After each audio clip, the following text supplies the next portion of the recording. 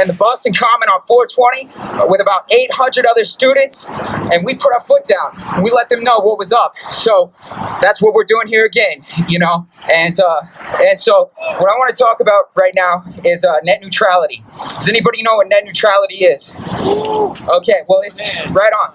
It's the government's decision to maintain complete hands-off towards the internet, and that is what the name of the policy is. Recently, large companies like Verizon and cellular companies have requested the overturn of the net neutrality order on behalf of the United States government. They're taking that very seriously. There was a antitrust litigation case that was supposed to happen this last summer. It never ended up happening because apparently the DOJ can't figure out how to calculate bandwidth. They can't figure out anything! Yeah, that's right. They can't figure out anything. All right. So I don't know how much juice is on the PA system, so I got to do this. You know. So I'm just gonna. Do you guys want to hear some of my research over this? Yeah. Because it's a serious issue, and what I found here, you know, has pretty much changed some things in my life. So you know, it's just an essay. That's all I got today. All right. Controversies over the management and operation of utility companies are once more rising to the forefront of new millennium dialogue as firms are failing to meet with technological progress. Cell phones and laptops are old news in this day of tablet computing, smart television, voice recognition software that have artificial intelligent personalities.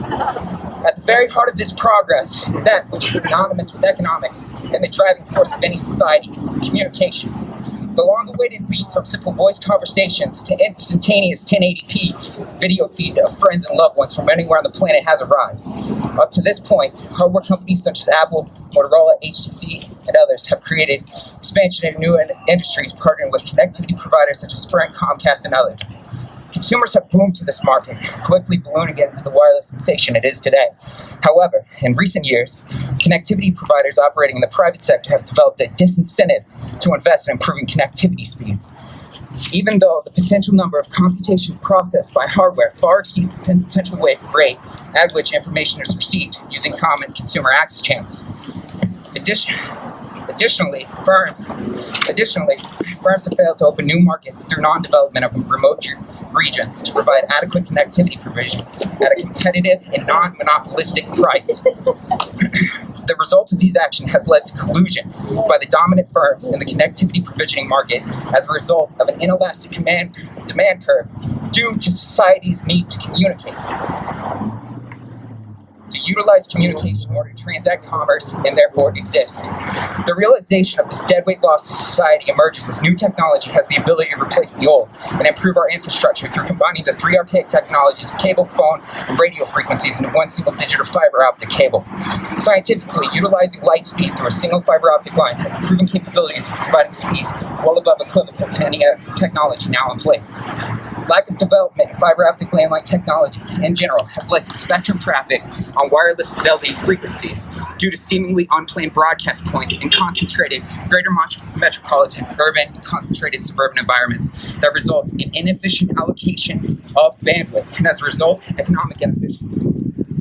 Current potential speed thresholds of hardware far exceed the speed at which connectivity providers are implementing fiber optic technology with higher connectivity thresholds to meet the demands of technological advancement and national prosperity.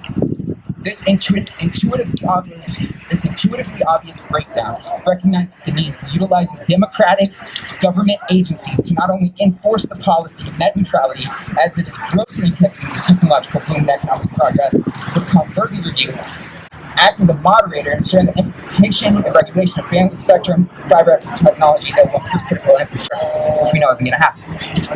Before being able to prove the deadweight loss is occurring in the market, we have to redefine the nature in which our definition of property rights must change from historical rights to local rights to government.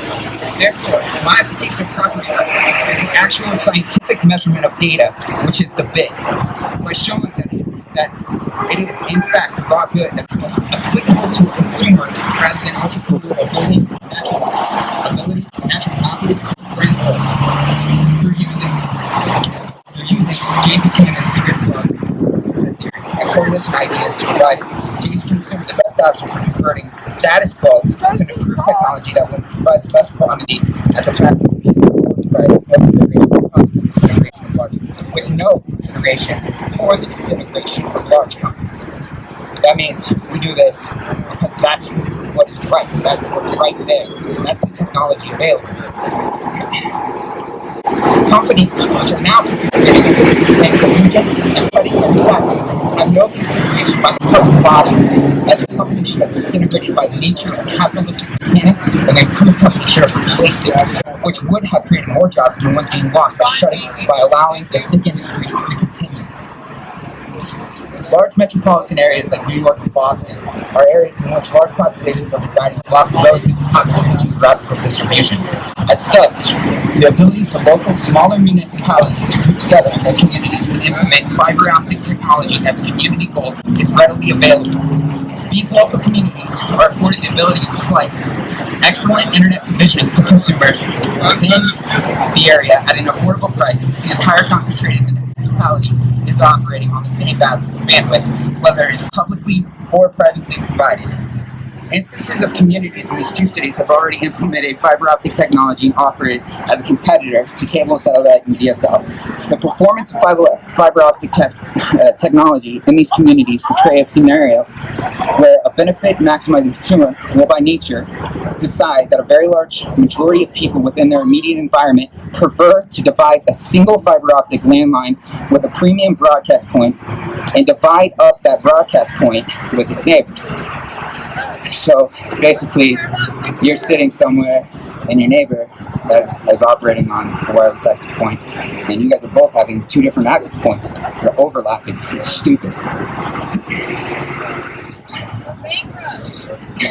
This doesn't really cost much. You can do it.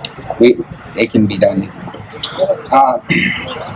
Due to the fact that America's capitalism is a token society and the increase of those tokens is the goal of its constituents, by nature itself, an entrepreneur who is willing to put in additional investment, I'm just going to keep it, I'm going to push his ability to provide. Okay. By nature itself, an entrepreneur who is willing to put in additional investment and time and charge a little higher for his ability to provide better service cheaper than buildings and running along the roads, which they say is aesthetically unappealing and therefore degrades the real estate value.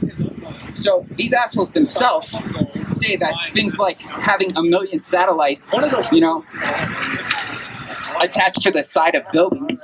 You go in the hood, you see so many satellites just stacked on top of each other, pointing omnidirectional, and you could easily, remove those, install the future technology, allow people to grow, allow people to independently develop using the internet instead of controlling the amount of bandwidth data that is available and charging consumers out the ass. I personally was stuck in a cell region, because cellular phones are called cellular phones because they exist in this hexagonal region called a cell.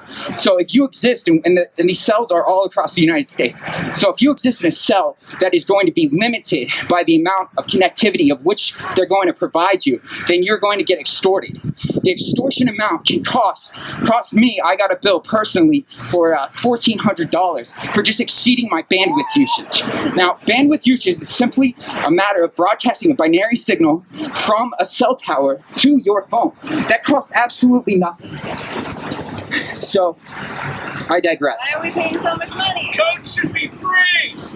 That's right. And net neutrality is what we're talking about. And so And my data belongs to me. Things like YouTube are going to cost money. So how do you get something free, something powerful to cost money? This is how they do it. Net neutrality is going to get removed. Is obviously what I see the trends going in the market. The amount of investment in writing the new code for the digital signal transfer from the cell towers, which they claim is 5G. They use the term LTE, long-term evolution. It's an evolution of nothing. Any idiot can clearly see, any child could see, not even just anyone could see clearly that sending a signal through electronic radio frequencies through the air is not going to equal the amount of speed that you could get by the speed of light, which is a fiber optic cable. It's very cheap. It's plastic. The first cable that expanded that connected the communication of the world was a fiber optic cable that went under the ocean. So there you have it. That's how they're limiting the bandwidth. And soon, if you use YouTube at a place like at any Wi-Fi service, they'll track your code, then track your IP address, then they will charge you for the additional amount of bandwidth you used because you overused. Yeah! Yeah. Thanks, man. I got cards, videos. Pass that shit out!